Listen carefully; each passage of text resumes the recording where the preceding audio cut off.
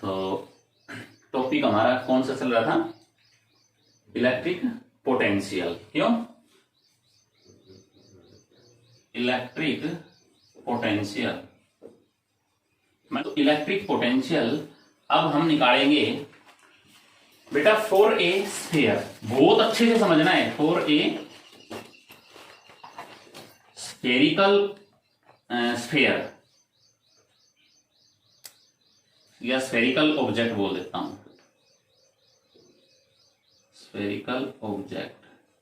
और ये जो स्फेरिकल ऑब्जेक्ट है कैसा कैसा हो सकता है, बिल्कुल बेसिक बातों पे जा रहा हूं, बाद में डेरिवेशन को शुरू करूंगा। और इस डेरिवेशन के साथ साथ इलेक्ट्रिक फील्ड वाला हमारा रिवाइज भी होगा। ठीक करवाया था ना उसमें। हाँ, वो स्फेरिकल सेल का भी करवाया था, inside outside eight the surface, वो सारे के सारे इसके अंदर हम करेंगे अब स्टडी। ठीक है, तो देखिए बेटा जब हम स्फेरिकल ऑब्जेक्ट की या स्फीयर की बात करेंगे तो स्फीयर आपके सिलेबस में भी और जर्नल स्टडी के अंदर भी दो टाइप के आएंगे। ठीक है, क्या क्या होंगे? जो वन इज हॉलो स्फीयर, या इसका दूसरा नाम क्या होता है, लिख सकता है थिन सेल, है ना, SHELL। ठीक है ना, तो थिन सेल या फिर सॉलिड स्फीयर, ये दो हो सकते हैं। मान रहे हो ना मेरी बात को? अब इन चीजों के बारे में ज्यादा एक्सप्लेन करने की मुझे जरूरत नहीं है, आपको पता है सॉलिड कौन से और थिन कौन से। अच्छा, थिन स्फेरिकल सेल वगैरह। अब देखिए आप, इसमें फिर दो कैटेगरी, इसमें भी दो कैटेगरी। कौन कौन सी? वन इज कंडक्टिंग, भाई ये या तो कंडक्टिंग हो सकता है या नॉन कंडक्टिंग। ठीक है, कंडक्टिंग। और इधर ये भी या तो ये कंडक्टिंग हो सकता है या नॉन कंडक्टिंग। इनके और भी वर्ड होते हैं। कंडक्टिंग का मतलब मेटेलिक, और इसका नॉन मेटेलिक। गड़बड़ हो जाएगी थोड़ी सी, है ना, कहने को बोला जा सकता है, बट ज्यादा बढ़िया क्या आएगा, मैंने एक वर्ड बताया भी था इलेक्ट्रिक फील्ड करवाते हुए, डाइलेक्ट्रिक। इंसुलेटर में फर्क हो गया, डाइलेक्ट्रिक। लाइक इंसुलेटर होते हैं। ठीक है, आएगा ये कंसेप्ट। कैपेसिटर वाला जो डाइलेक्ट्रिक को बहुत अच्छे से एक्सप्लेन करवाऊंगा विद एग्जांपल। तो इसी तरह से ये हो गए, समझ गए होंगे ना। ये तो कंडक्टिंग का मतलब होता है या तो मेटेलिक है, ऐसा लिखा हुआ मिल जाए जब भी आपको ये समझ जाना है। अब इनके अंदर आपको बेसिक बात उठानी है कि मतलब जब चार्ज दिया ना तो वो चार्ज किस टाइप से डिस्ट्रीब्यूट हुआ, यानी डिस्ट्रीब्यूशन ऑफ चार्ज वाला कंसेप्ट थोड़ा सा माइंड में रहे। तो बेटा बिल्कुल आसान मेथड है, कंडक्टिंग होलोस्फीयर, नॉन कंडक्टिंग होलोस्फीयर दोनों, और कंडक्टिंग सॉलिड स्फीयर, तीनों के लिए इलेक्ट्रिक फील्ड में सेम कंडीशन बनाई थी मैंने। देख लेना चाहिए आप उसको, आज घर जाके चेक करना। इन तीनों के लिए सेम। जो चार्ज था ना वो सेंटर पर लाई करता है। इस कंडीशन में जो कंक्लूजन निकला था उस कंक्लूजन को लिख रहा हूं। जो चार्ज था, charge distribution at the centre. ठीक है ना, ऐसा लगा था इसके अंदर, यानी कि सेंटर पर रखा हुआ है चार्ज। जो डेरिवेशन पढ़ेंगे, जो स्टडी करेंगे, तो सारी क्या करेंगे, चार्ज को, यानी पूरे जो स्फीयर था उसको हम क्या कंसीडर करके करेंगे, एक तरह से वो पॉइंट ऑब्जेक्ट है। पॉइंट ऑब्जेक्ट का मतलब वो पूरा चार्ज ही है। तो चार्ज है उसने सेंटर में मान लो पूरी बॉडी चार्ज है। समझ गए ना मतलब? अच्छा, इनसाइड सेल है या कंडक्टर है? इनसाइड द कंडक्टर, कंडक्टर के अंदर इलेक्ट्रिक फील्ड क्या था, याद है? Inside the conductor electric field क्या आया था? जीरो आया था। खोखला था, है ना? अच्छा, बट इसके लिए बेटा कंडीशन बदल गई नॉन कंडक्टिंग में। क्यों? जो चार्ज डिस्ट्रीब्यूशन होगा ना, चार्ज डिस्ट्रीब्यूशन, ठीक है ना, एट होल वॉल्यूम, है ना, वॉल्यूम, पूरे वॉल्यूम पे डिस्ट्रीब्यूट होगा चार्ज। फिर यहां पर भी दो कंडीशन आती हैं, एक तो नहीं नहीं नहीं नहीं, वो कंडीशंस तो फाइंड आउट करने वाली थी। चार्ज के डिस्ट्रीब्यूशन के ऊपर दो कंडीशन, एक तो यूनिफॉर्मली डिस्ट्रीब्यूट। ध्यान करो इलेक्ट्रिक फील्ड वाले में बहुत अच्छे से करवाया था कि बेटा यहां भी चार्ज सेम है, इसमें भी सेम है, इसमें भी सेम है, इस टाइप से डायग्राम बनवाया था। और एक में मैंने कहा था कि बेटा जरूरी ना है यहां तो चार्ज ज्यादा हो, यहां पे कम डिस्ट्रीब्यूशन हो, करवाई थी ना इस टाइप का मैंने। तो वो भी चीज हो सकती है, लेकिन वो इसमें है नहीं इतना एक्सप्लेन, मैं सिर्फ उसको इसलिए डिस्कस कर रहा हूं ताकि उस चीज के लिए आप जाग जाओ, ठीक है ना। वो चीजें पर देखा कर जाती हैं। तो ये आपने कंडीशन पढ़नी है। अब इनके लिए कंडक्टर या नॉन कंडक्टर जो भी है, वो कंडक्टर है या डाइलेक्ट्रिक है, होलो है या सॉलिड है, उनके लिए आपको इलेक्ट्रिक फील्ड वाला कंसेप्ट क्लियर होना चाहिए, ठीक है ना। तो इलेक्ट्रिक फील्ड वाला इसको उतारोगे, कर लीजिए। नेक्स्ट हम डेरिवेशन की तरफ बढ़ते हैं भाई। तो पहला जो डेरिवेशन ले रहा हूं मैं, वो किसके लिए ले रहा हूं, इलेक्ट्रिक पोटेंशियल फाइंड आउट करना है हमें। Find electric potential due to a hollow sphere, hollow sphere, यानी कि कैसा हो सकता है ये, क्या क्या बताया था, कंडक्टिंग हो सकता है, हाँ, और डाइलेक्ट्रिक हो सकता है, या नॉन कंडक्टिंग भी कह सकते हो, ठीक है ना, कोई दिक्कत नहीं है। नॉन कंडक्टिंग करेक्ट है, नॉन कंडक्टिंग बोल सकते हो। और क्या बताया था, कंडक्टिंग सॉलिड स्फीयर। इन सब के लिए एक ही डेरिवेशन है, चाहे कोई सा भी आ जाएगी, ठीक है ना। अच्छा, अब इसको हम करते हैं, ध्यान देना अच्छे तरीके से, ठीक है। अगर ये कर लोगे तो अगले वाला और आसान सा लगेगा। मैंने कहा बेटा कि कंसीडर कर ली, अच्छा ऑफ रेडियस इसी में लिख देता हूं मैं, थोड़ी सी बात क्लियर हो जाएगी। रेडियस कैपिटल आर मान ली, ठीक है ना, हैविंग सेंटर ओ, ठीक है भाई। अच्छा अब सुनो, तो ये मैंने लिया एक स्फीयर,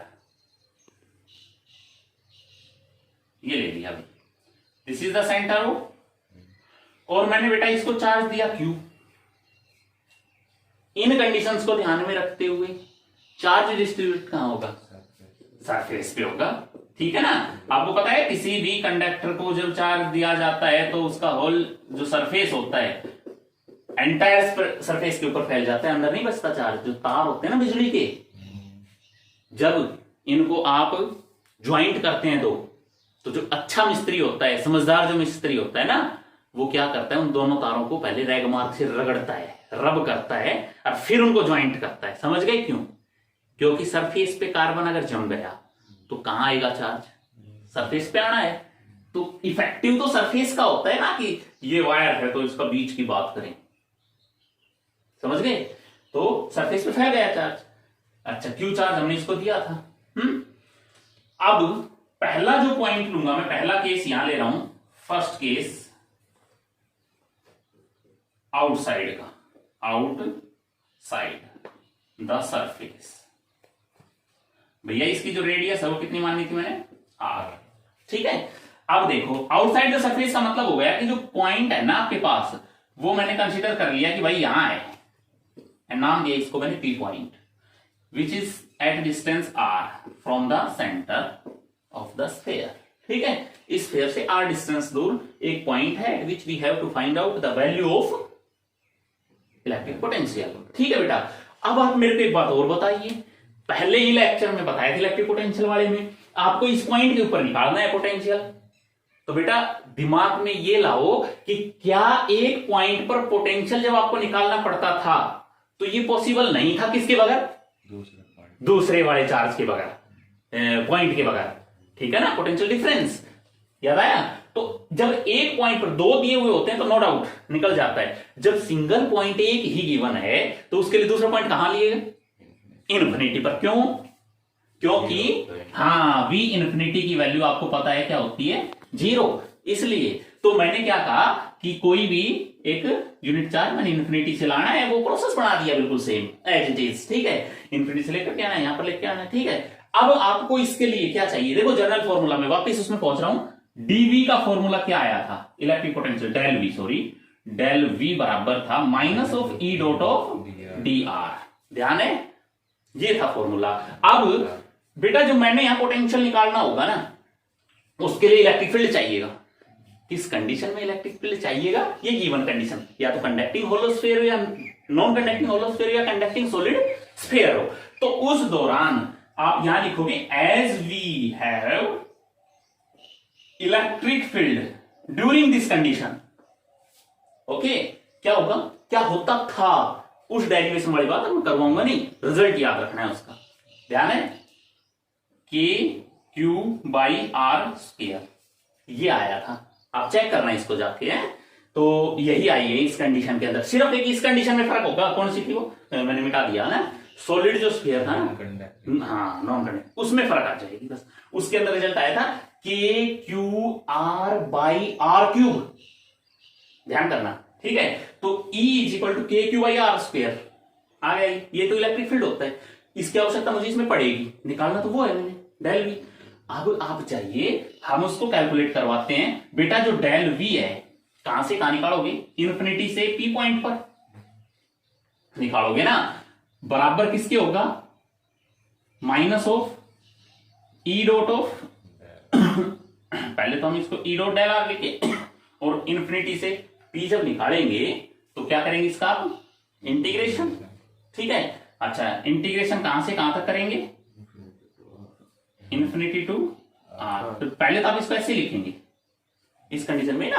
अब आप इसको कैसे लिखते हैं, वीपी माइनस वी इन्फिनिटी, ध्यान है ना। अच्छा इज इक्वल टू, बेटा इसको क्या लिखेंगे आप, माइनस ऑफ पी से, सॉरी इन्फिनिटी से P और ई डॉट ऑफ टी आर, ठीक है।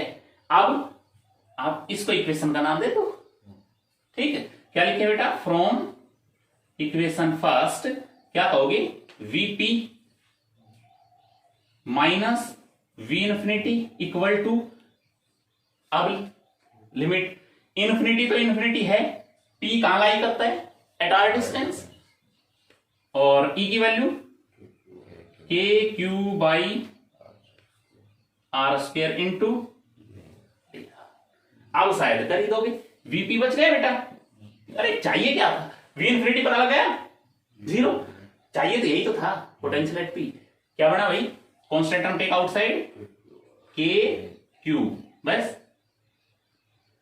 क्यों भाई, आर चेंज हो रहा है, तो integration of infinity to R 1 by R square लिखते हो। अब मैं इसका डायरेक्ट लिख रहा हूं, V P equal to minus of K Q into, बेटा क्या बनेगा, -1 बाई आर, कन्फर्म, माइनस का 1 बाई आर। और यहां से हमने पाया रिजल्ट कि बेटा वी पी जो आया वो किसके बराबर आया, के क्यू बाई आर।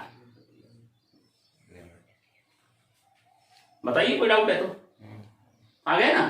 तो पोटेंशियल का जो इलेक्ट्रिक फील्ड जो था वो तो ये था, और पोटेंशियल की जो वैल्यू आई आपके पास में आउटसाइड,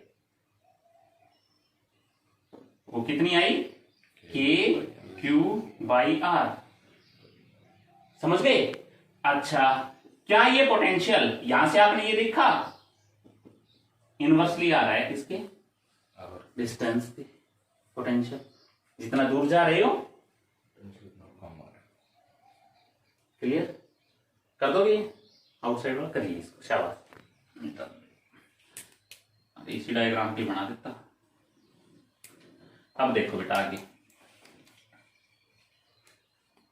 हाँ जो हमने अभी आउटसाइड वाला जो निकाला था, इसके ऊपर ये था एक स्फीयर, ठीक है, सेंटर था O, पूरे के ऊपर आपने बोला कि सर चार्ज जो हमने दिया वो डिस्ट्रीब्यूट हो गया पूरे सरफेस पे, ये लीजिए ये डिस्ट्रीब्यूट हो गया, क्या चार्ज दिया था मैंने, कैपिटल क्यू, ठीक है। बेटा जो V आउटसाइड निकाला था हमने सबसे पहले, तो पहला केस हमने निकाल दिया था V आउटसाइड, किसके बराबर आया था, K Q by small are था कैपिटल आर था? स्मॉल आर था। ये रेडियस थी आर। अब तक तो वो पी पॉइंट था, वो बाहर था, ठीक है।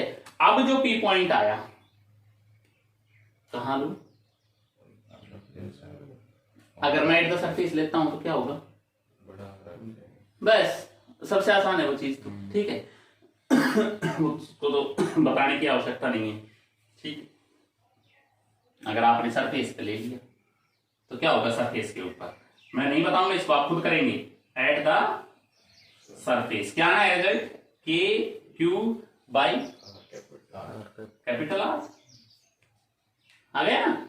अच्छा, अब आगे क्या आएगा बेटा? थर्ड पॉइंट जो आएगा हमारे पास वो क्या होगा? Inside the surface.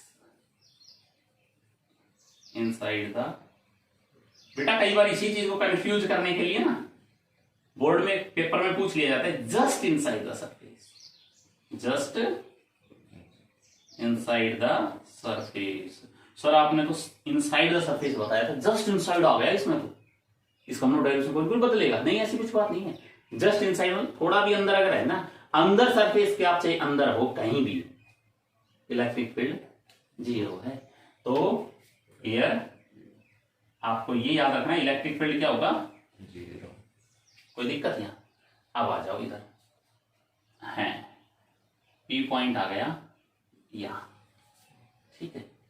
Just inside का हो गया, यहां से ले लेंगे, कहीं भी ले लो आप। आपने कहा कि सर चलो मैं थोड़ा सा यहां ले लेता हूं, एक सही बन जाएगा डायग्राम। पी हो गया, ये आर डिस्टेंस के ऊपर है, समझ गए बेटा? इलेक्ट्रिक फील्ड तो अंदर जीरो होता है, पता ही अच्छे से।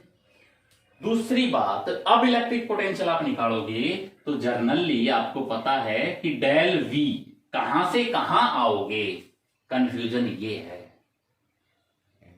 इन्फिनिटी से। वेरी गुड, माइंड में आपके आई कि सर इन्फिनिटी।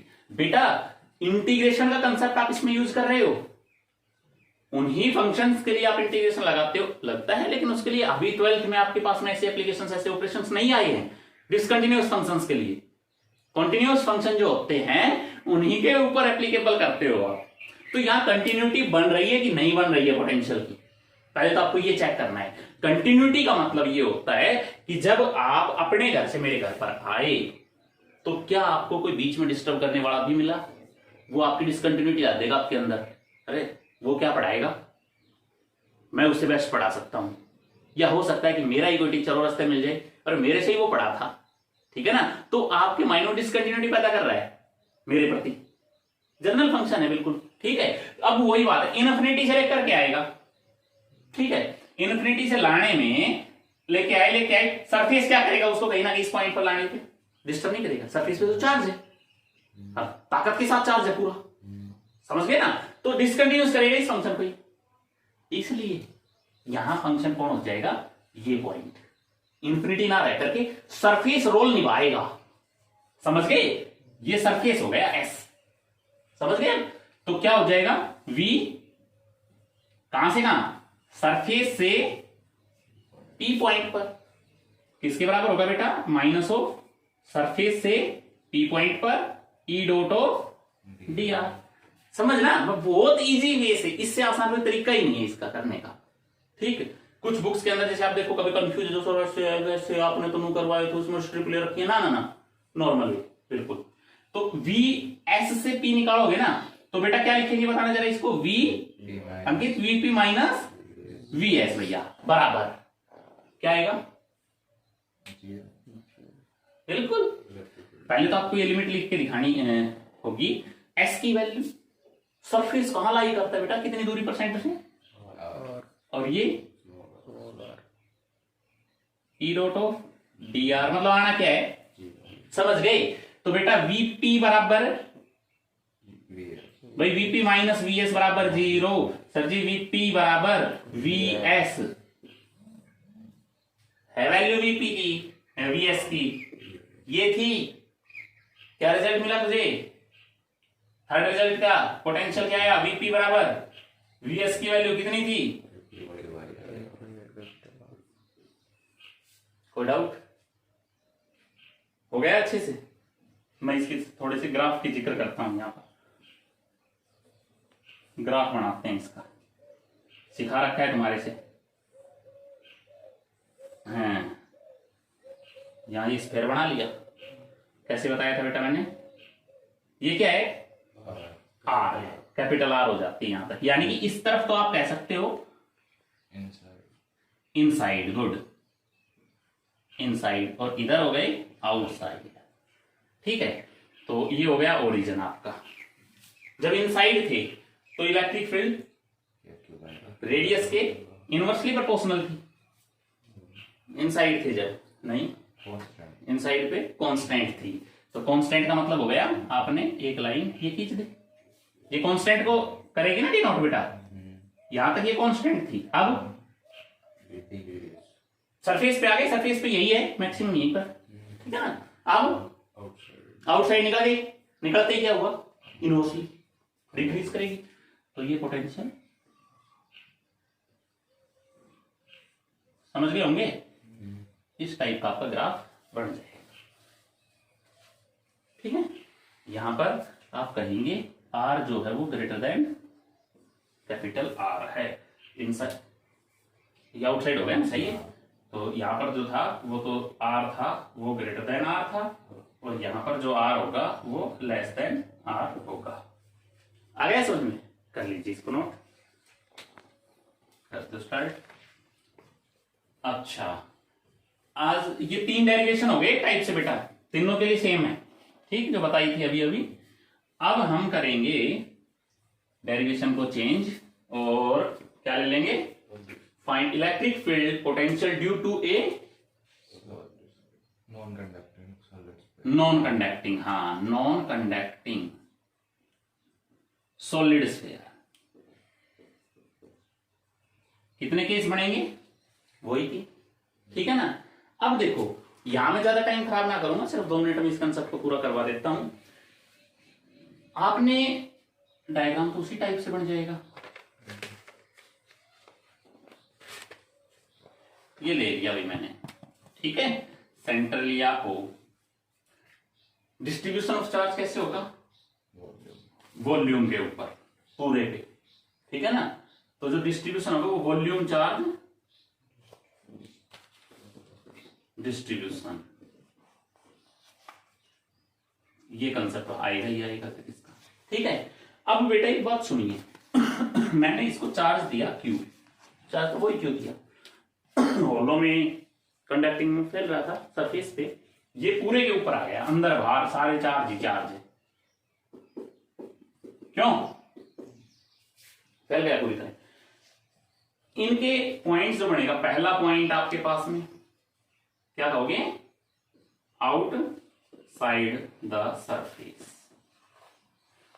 तो बेटा आउटसाइड का हो गया R is greater than capital R. आपने कहा कि सर जी यह रेडियस होगी कैपिटल आर, और जो पॉइंट है वो पी पॉइंट यहां लाई कर रहा है जो स्मॉल आर डिस्टेंस पर है, ठीक है। इस एक में ही तीनों करने हैं, ठीक। अब सुनिए, कितना आएगा पोटेंशियल, जरा बताओगे? What is the value of electric field? वही है बात, के क्यू बाई आर स्क्वायर। बेटा क्यों है वो? इन्फिनिटी से आप इस पर क्या रहे हो? इलेक्ट्रिक फील्ड यहां से यहां, उसमें भी तो वही तो पॉइंट चार्ज की तरह काम करे, पॉइंट चार्ज की तरह काम करेगा पूरा, वही बात आनी है सेम, ठीक है। अच्छा, second is at the surface, at, अच्छा तो मैं यहां लिख देता हूं पोटेंशियल भी, पोटेंशियल की वैल्यू कितनी आ जाएगी? के क्यू बाई स्मॉल आर, है ना, ये आएगा पी के ऊपर आउटसाइड। अच्छा, दूसरा एट द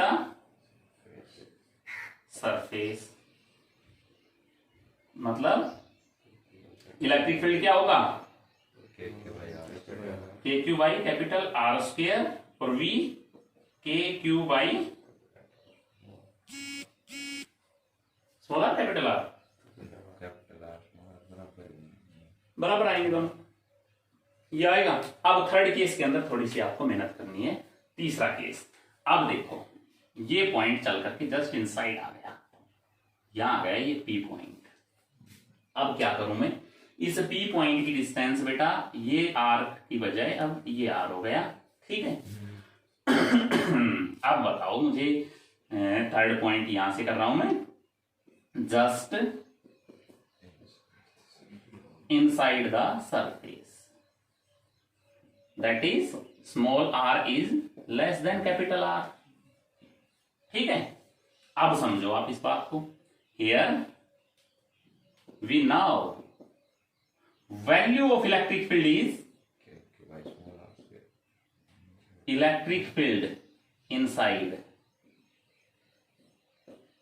किसके बराबर होता था, K Q small R by capital R cube in, समझ गए, चेक करना इसको, इलेक्ट्रिक फील्ड ये था, ठीक है बेटा। अब तो हो ही गया क्वेश्चन बस। अब क्या कहोगे आप, यहां पर डेल वी कहां से कहां बेटा, अब ये रोल निभाएगा, देखो बात वही आ गई, सरफेस से बताइए ना, इन्फिनिटी नहीं लेंगे अंदर जाने के बाद, सरफेस डिसकंटिन्यूअस करेगा इसको, तो कहां से कहां, एस टू पी बराबर integration minus of S to P E dot D R. तो बेटा इसकी वैल्यू को आप जब रखोगे तो माइनस का एस टू पी, ई का मतलब K Q R by R cube D R. अब इसको लिख देंगे क्या, वीपी माइनस वी एस बराबर माइनस क्या क्या कॉमन है, बाहर ले ली, के भी कॉमन है बेटा, क्यू भी कॉमन है बेटा, आर कॉमन है, कौन सा वाला आर कॉमन आएगा बाहर, कैपिटल आर इज कांस्टेंट, तो R cube take outside, integration, अब लिमिट ध्यान करें, एस का मतलब कैपिटल आर लाई कर रहा है, ये स्मॉल आर है, वैरी करती है लिमिट, तो यहां अच्छा क्या बच गया, आर डी आर बच गया ना, चेंज हो गया देखो फंक्शन एक तरह से सामने अभी, तो वैल्यू क्या आई, V P minus V S बराबर क्या बचेगा भाई, K Q by R cube into integration क्या होगा, आर स्क्वायर बाई 2। हाँ भाई मेडिकल वाला को तो प्रॉब्लम नहीं आएगी, थोड़ा बेटा ध्यान देना इस चीज पे, बार बार आ रही है ये चीज, आर से आर करें भाई, आगे करिए जरा, K Q by R cube into upper limit minus lower limit,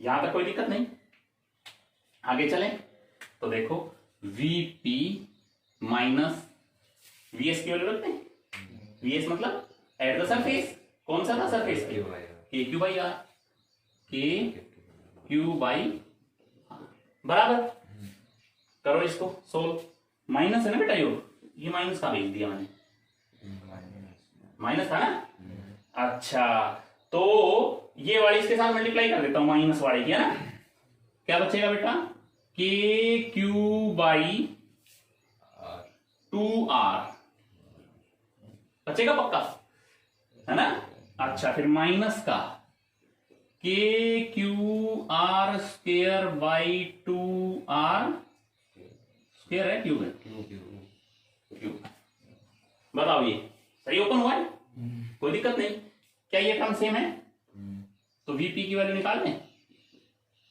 ये वैल्यू इधर आएगी, जुड़ेगी ना इसमें, कितना हो जाएगा, शाबाश फास्ट करो, 3k क्यू बाई 2 पक्का, 3k Q by 2r minus K Q R square by 2r cube, कोई दिक्कत नहीं है ना भाई यहां तक तो, बिल्कुल सही चल रहा है, ठीक है। तो VP is equal to common values बाहर ले लेते हैं, के क्यू बाई आर को कॉमन ले लेना, नहीं इसके पीछे की वजह है, ले सकते थे ऐसे 2 को भी, 3/2 बच्चा, ये फॉर्मूला होता है जो आपका यूज होगा कोई अगर न्यूमेरिकल की बात करते हैं डायरेक्ट, तो इसलिए मैंने इस टाइप से लिख दिया इसको, क्या बचे बेटा यहाँ, R square by 2 R square, अब ये याद रख लोगे तुम,